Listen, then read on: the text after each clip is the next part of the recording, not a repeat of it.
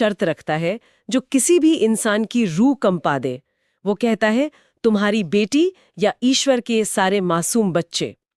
लेकिन बालबन को सिर्फ जाने नहीं चाहिए थी। उसे तो आत्मा चाहिए थी। जैसा कि ट्रांसक्रिप्ट में शैतान कहता है, मैं चाहता हूं कि तुम ईश्वर को अपने शरीर से जाने दो। ये सौदा जान का था ही नहीं, ये तो ईमान का था। और फादर पीटर उन बच्चों को बचाने के लिए अपनी आत्मा का सौदा कर लेते हैं। वो ईश्वर को त्याग देते हैं। और इस सौदे के तुरंत बाद एक चमत्कार होता है। सारे बच्चे ठीक हो जाते हैं, उनकी बेटी भी आजाद हो जाती है। हाँ, और दुनिया की नजरों में फादर पीटर एक चमत्कारी संत बन जाते हैं। वेटिकन भी उन्हें एक बड़ा पद दे देता है। बाहर से देखने पर तो ये एक शानदार जीत लगती है, मतलब सब कुछ ठीक हो गया। लेकिन यही कहानी का सबसे बड़ा मोड़ है।